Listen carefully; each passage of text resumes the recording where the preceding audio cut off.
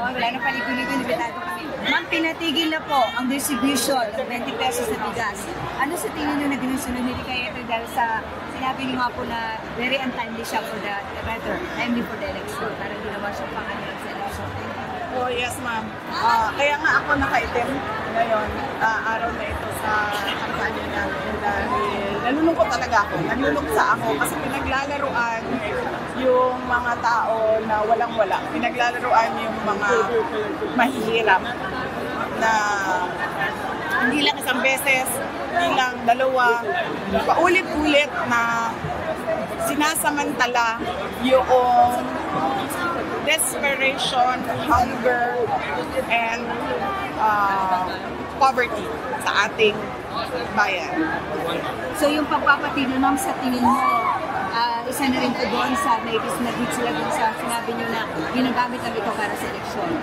Malamang ma'am kasi hindi nila kaya talaga yan ibigay ng totoo yung 20 pesos ang kilo ng bigas. Kaya nila napatigil yan, kaya nila tinigil yan kasi alam nila na hindi talaga nila kaya ibenta. Sinubukan nila mag-promise na naman ulit na alam nilang hindi nila kaya ibigay. Ma'am, sorry, parehat lang kami sa sinabi ni Yusek Claire Castro na wala na raw aasahan na anything nice word from the Vice President, especially when it comes to BBM at saka sa administration. Your reaction? Yes ma'am. Opo. Ganun din naman sa kanya ma'am eh. Sumasagot lang naman ako sa kanya. Hindi ako tao na kilala na unang nakikipag-away. Lagi ako ay sumasagot lang. At sinabi ko na yan dati, sabi ko, ano pa bang na-expect natin sa pinsan ni Franz Castro na si Claire Castro? Parang ano lang yan mami, parang sinasabi nila sa computer, garbage in, garbage out. So, pumapasok sa kanya, basura, lumalabas din sa bibig niya, basura lang. Okay, next question, Marian. Ma'am, regarding lang po sa ICC po, yung defense lawyers po, nag-formally challenge na po nila yung jurisdiction ng ICC po sa pag-arrest po kay PRD for alleged crimes against humanity, and they are appealing po na for immediate release and i-nullify po yung kaso. What's your comment on that? And nakaklausap niyo po si PLRD? Nagpag-usapan yan noon ilang beses yung jurisdiction issue at ngayon ay nakalagay na officially sa ICC website yung pagbabasura ng kaso dahil sa kawalan ng jurisdiction ng ICC at sa immediate release ni Bagdalong. Ma'am, justice. Nakakausap niyo na rin po wala pa. Hindi pa siya. Ang huling tawag niya sa akin, ano ba ngayon? Friday. Ang huling tawag niya sa akin, Tuesday. Follow-up ko lang po yung kinatis ko. So, una, sinabi na po ni Franz Castro na hindi daw niya kamag-anak sa 23. Pero sinabi po ni Atty. Claire na sana raw po i-level up nyo ang pakikipag-argumento rason sa rason dato sa datos. Hindi po pamumulitika ang excuse. Okay. Oo. Dapat sinasabi niya yan na sa sarili niya kasi siya yung unang-una na mumulitika gamit ang opisina ng Office of the President. Nakakahiya sa buong mundo na ganyan yung nagsasalita para sa opisina ng Pangulo. At ano ba yung sinabi niya isa? Sana i-level up nyo raw po ang pakikipag-argumento rason sa rason dato sa datos. Siya din, dapat niya sabihin sa sarili niya, dapat siya pumunta sa harap ng salamin at sabihin niya yan na ngayong araw na ito ay hindi na ako aatake sa mga kalaban ng aking boss at ang sasabihin ko lang ay ang mga ginagawa ng aking boss para sa bayan. Apparently, wala kasing ginagawa yung CBDM para sa ating bayan. Kaya wala din masabi yung tagapagsalita. So sabi ko nga, garbage in, garbage out. Okay, next question, ma'am. You have a question? Bibi sir, what can you tell us about the meeting de Avance today led by Kim Olaso with your presence here in Zamboanga City? And you also mentioned na dapat kikilangin talaga ang kandidato, lalo na ang kandidat dito anong meron. At saka hanapin ang kulang sa ayos sa tahakan.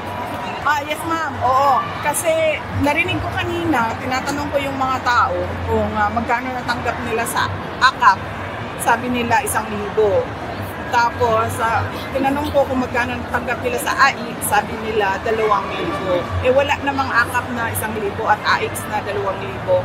Ma'am, kahit saan mo tingnan sa budget at sa DSWD. So dapat yung mga tao dito sa Zamboanga City, hinahanap nila na saan na ba yung kulang o balanse noong akap na hindi nila natanggap, tsaka yung AX na nawawalang 8,000 pesos.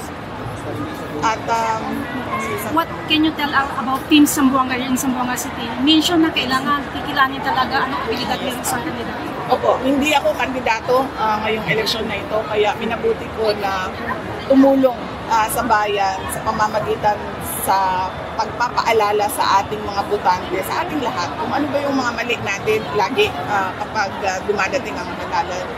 Unang-una, yung pag natutuwa tayo, sumasayaw, kumakanta, binoboto na kaagad natin, hindi natin tinatanong kung ano ba mga pangako nito, ano bang nagawa nito noon, ano bang nasabi nito noon na nagginawa na niya ngayon. Pangalawa, yung malalaking politiko na pamilya. Sabi ko nga, hindi dahil Sara Duterte yung nakatayo dyan, ay automatic ang boto ninyo. Tinatanong ninyo ano bang abilidad, ano bang kapasidad ng tao na yan. At pangatlo, yung paulit-ulit ma'am na vote buying. Nakailang eleksyon na tayo na tumatanggap ang mga tao ng 100, 200, 500, 1,000. Pero ganito pa rin ang bayan natin. In fact, worse. Mas malala pa yung problema natin ngayon sa illegal na droga, sa kriminalidad, sa kagutuman ma'am ng mga tao at sa kahirapan. Next question, Queenie Casimiro, ABS-CBN.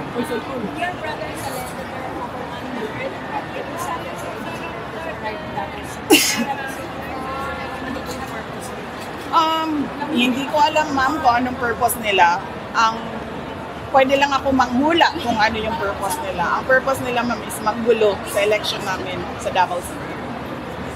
Okay, Alex. Ang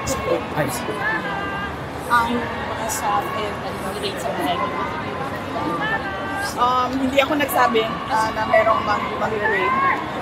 Sabi ko nga, pwede lang ako manghula kung bakit dumating yung mga SAC at mga CIDG personnel. Dahil malapit na ang eleksyon, malamang para manggulo. Okay, last question, Alex. Time from London. Alex from the Times of London. Are you confident, Madam Vice President, you'll get the votes you need in the Senate for the impeachment trial? How are you confident you will get the senators elected you need to help you in the impeachment trial? I've not been thinking about that. I leave it up to the lawyers to prepare for the impeachment. They've been preparing for it since the moment one of the members of the House of Representatives announced that there will be an impeachment, and that was October 2023. So right now, I leave it up to the lawyers. Some commentators are saying that this election is because of the impeachment trial is a fight for your political life, your political survival, because you could be barred. Do you see it that way? No. No. As I said in the stage earlier, I will not talk about my impeachment because people might think that this is about my interest. I told them that you just leave the impeachment to me, and I am at peace. I am at peace whatever the outcome of the impeachment trial will be, whether it be acquitted or guilty. I have already accepted that, the two possibilities. This is about politicians and the administration promising to the people that they will deliver genuine public service. As an example, this is about the 20 pesos per kilo rice that was a promise in 2022 that they remembered yesterday, and now they've forgotten about it one day after. So this is about the hungry, the poor, and the oppressed. Okay, When you mentioned kanina po sa stage about these big political catalysts, what are your thoughts po sa pagpapasa ng isang anti-political catalysts? Wala akong problema ma'am magpasa ng batas sa anti-political dynasty. Kasi ako man ay galing din sa ganyan na pamilya at nakikita ko din kung paano nakokontrol yung politika sa buong Pilipinas dahil lang sa tumatakbo na lahat. Ang asawa, ang anak, ang pinsan, ang kapatid, lahat ay tumatakbo. Kahit walang abilidad, walang kapasidad para mamuno.